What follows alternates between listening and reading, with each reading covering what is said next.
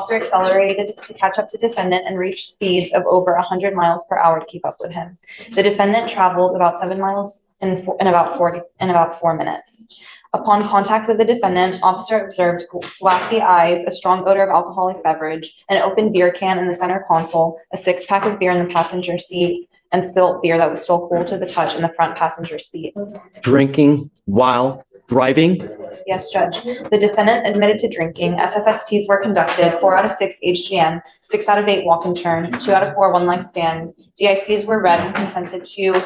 The defendant blew a .147 and a .139. He does have an eligible driver's license, Judge. Can you look CPS and you prior DWIs, please? He had a DWI out of Travis County, but he was released without prosecution, Judge. So it's just a charge.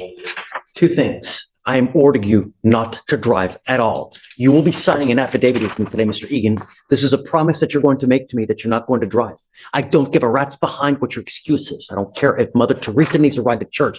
If I find that you drive, I can have a contempt hearing. You can be facing an additional 6 months in jail and a $500 fine every time you drive because it's an offense in and of itself. Do you understand? I'm also now ordering you to obtain a handheld interlock device that you're going to take with you everywhere you go to prove to me that you're not consuming alcohol. At the next time, if I find that you violate conditions, I will revoke your bond, put you in jail. You will not get any more PR bonds. Do you understand me?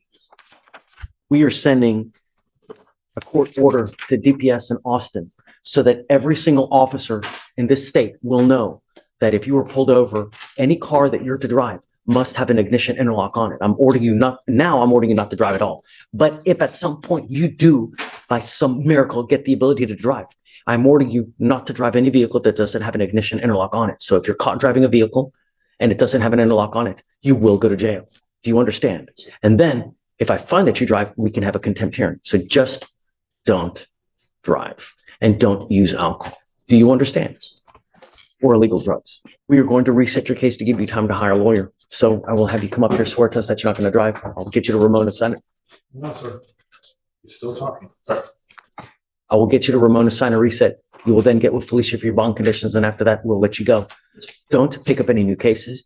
Behave yourself, because I'm going to tell you now, Mr. Egan, I will do everything in my power to protect my streets. And if that means locking you up and putting your bond in a sky high amount, I'll do it in a heartbeat. Do you understand?